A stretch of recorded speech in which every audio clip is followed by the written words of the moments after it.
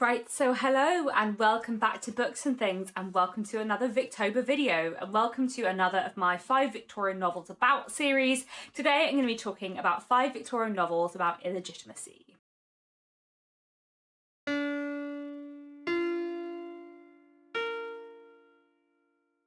So today I have 5 Victorian novels to talk to you about, all of which deal with illegitimacy as a theme and with illegitimate characters, or characters who are believed to be illegitimate. Before I get into talking about that theme though, I did just want to talk about this series. So the 5 Victorian novels about series is a series I've been running for ages on this channel. I'll link down below a playlist where you can find a lot of different videos of me recommending 5 Victorian novels that all look at a particular theme.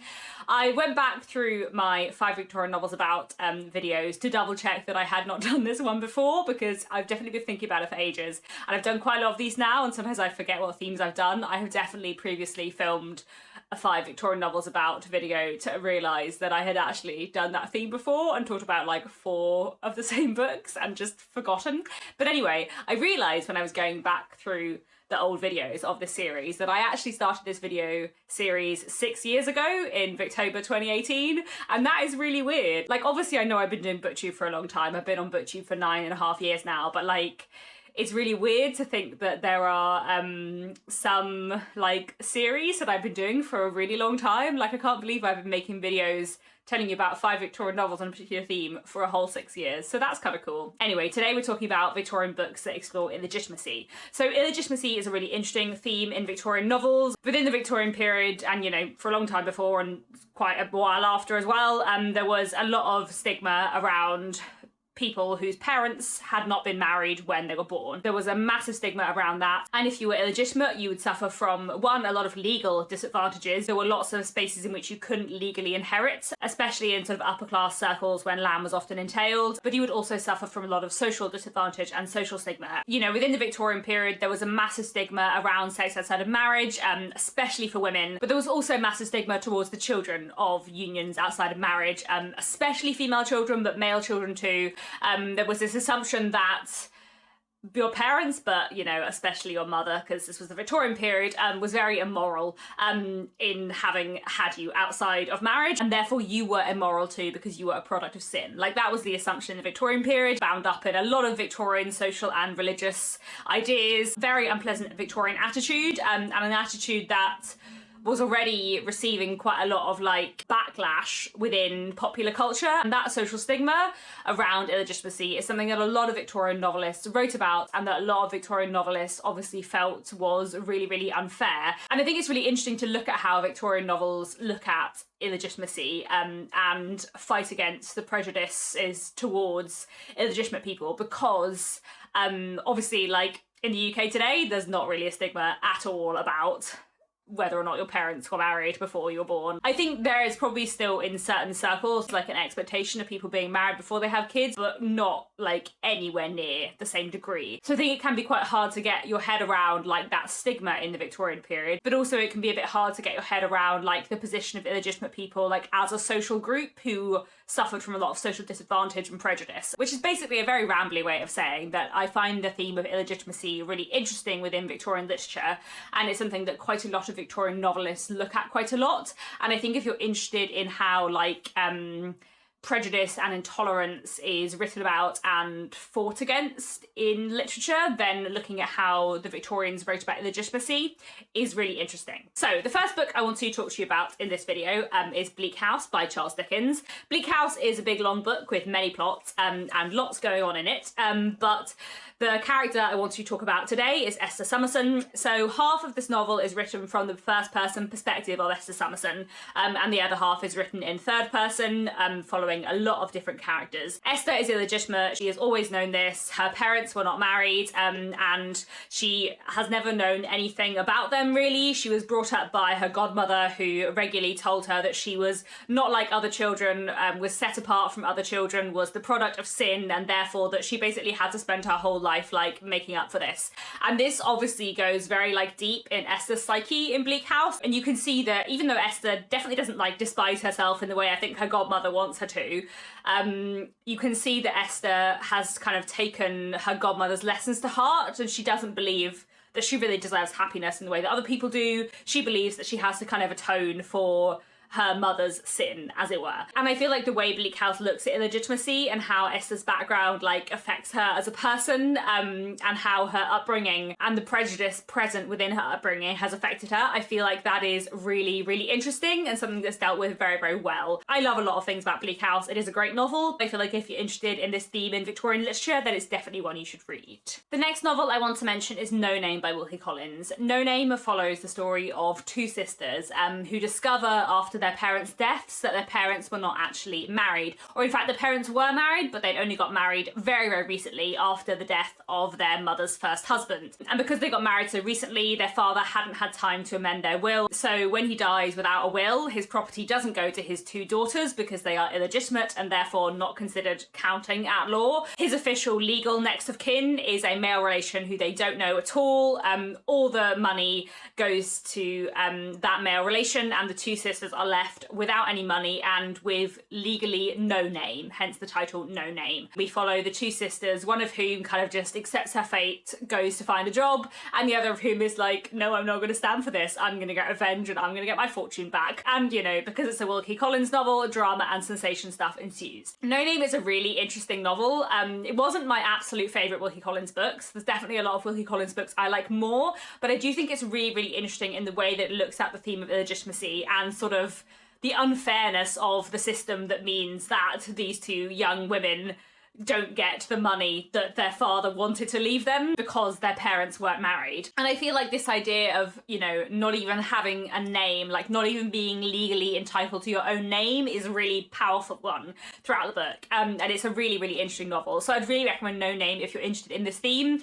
And again, it is a Victorian novel that is very much kind of fighting against the prejudices against illegitimacy in a really interesting way. The next novel I want to mention is Night and Morning by Edward Bulwer Lytton. Now this one is slightly different because the main character of this book is not illegitimate, but everyone thinks he's illegitimate, and that really affects his life very dramatically. So Night and Morning is about this young boy, later young man, whose parents got married, but in a very like secretive, private way because there was family disapproval. And after his father's death, it is next to impossible for them to prove that his father and his mother were married. They were, the reader knows this from the beginning, but there is no proof, and therefore this young man cannot inherit his father's property. All of the family declare that his mother was his father's mistress and will have nothing to do with her, won't help the family at all, and they are kind of plunged into poverty. And the rest of this book is a sort of coming of age story, building a man, as well as, you know, a little bit of revenge tale going in there too, as this young man tries to claim back what is rightfully his. Obviously, as I said, this one is slightly different because the main character is not illegitimate, but a lot of the novel is exploring the prejudice towards illegitimacy through the way this character is treated. It's one of those interesting ones where this is like a very early Victorian book. I think it's 1841, and in a way I feel like maybe Edward Bulwer Lytton wanted to write about the prejudices against illegitimate children, but maybe felt like his readership wouldn't stand for that and therefore had to make the character actually secretly legitimate, but nobody could prove it. I'm not sure. There's one other Victorian novel I've read which I'm not going to name because it is a relatively large spoiler, but there's one Victorian novel I've read where the author like misleads the readership into thinking a character who's illegitimate is legitimate in order to like foster greater sympathy for them before revealing, oh look, that character that you had really sympathised with, actually they're illegitimate, maybe you should think about your prejudices. And I feel like maybe Edward Bulwer Lytton was trying to do like a similar thing of showing the prejudices and difficulties that illegitimate children faced through a character who is actually legitimate, but who can't prove that fact. Maybe. I'm not sure. It's a great book anyway. I'd really recommend it. The only book by Edward Bulwer Lytton that I've read, but I really enjoyed it and I definitely want to read more. The next book I want to mention is The Half Sisters by Geraldine Dewsbury. This is a wonderful, wonderful novel. I feel like I talk about it a lot and I feel like it features a lot in my 5 Victorian novels about series because it has so many interesting themes.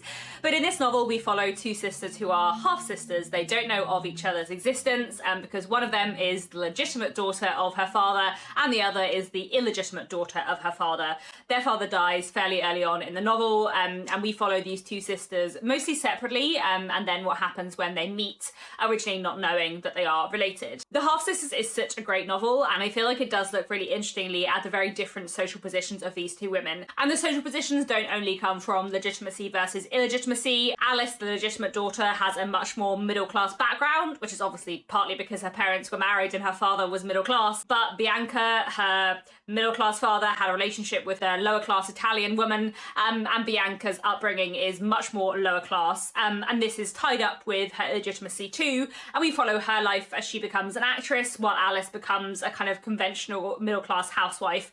This book is so great in so many ways, and I feel like there's so much in it that is fascinating, and it picks apart a lot of like social ideas of prejudice against illegitimate people, against acting as a profession, against so many different kinds of things. It's such a wonderful book, and I really recommend it if you're interested in this theme. Then finally, for this video, I want to talk about a book by Anthony Trollope. And I think the book I'm going to talk about is Ralph the Heir, but there are many, many Anthony Trollope books I could have spoken about for this. Anthony Trollope deals with the prejudices against illegitimacy a lot in his novels. I could have easily spoken about Lady Anna, or Dr. Thorne, or Izzy Popenjoy, or many, many more. This is a theme that Anthony Trollope returns to again and again in a really interesting way, but I want to specifically focus on Ralph the Heir. So Ralph the Heir is a wonderful novel by Anthony Trollope that I absolutely loved, and as you may be able to tell from the title, there is someone called Ralph who is an heir to something, but there are in fact in this book many people called Ralph. In fact, there are 3 people called Ralph Newton, and there is a town called Newton, just, you know, for extra confusion. So there is an elderly squire whose name is Ralph Newton, and he has called his son Ralph Newton. His son is illegitimate, which means that his property being entailed cannot be left to Ralph Newton, his son.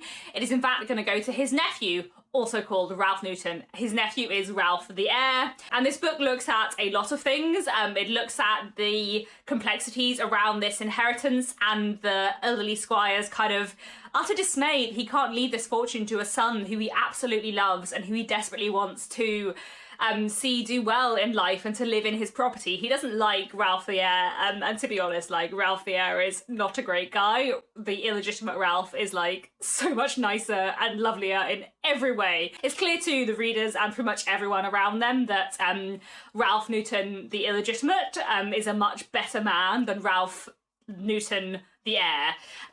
So the book is partly about that, and it's also partly about various romantic relationships that both of the Ralphs and a group of young women have. And it's a really, really great book, and I feel like the way it looks at the prejudices against illegitimacy and the sort of like social pressure and also sometimes the internal pressure. You know, Ralph, who's illegitimate, often feels that he is not worthy and good enough. There is a young woman who he wants to marry, and he thinks, well, I never can because I'm illegitimate, I'm not like socially good enough for her, which is not necessarily how she feels, but he's got a lot of internalized prejudice against himself. And it's really interesting to look at, yeah, the very different lives that the two Ralphs have and the very different ways society treats them. And it just is in general a really, really fantastic book, and one that looks at this theme really interestingly. So there we go. Those are 5 Victorian novels about illegitimacy that look at this theme in a really, really interesting way, and that I'd really recommend. I find this theme really interesting, and I feel like it is quite a complex one in Victorian literature. Now that I'm thinking about it, maybe in my 5 hypothetical Victorian literature PhDs, maybe I should have added that it would be really interesting to do a PhD on kind of the presentation of illegitimacy within Victorian literature and how Victorian novels like tried to fight for greater rights and respect for people whose parents were not married when they were born. As always with these videos, there are so many more books I could have mentioned, so do let me know down in the comments any of your favourite Victorian novels that deal with this theme. That's all for now. Thanks very much for watching, and I'll be back very soon with another bookish video.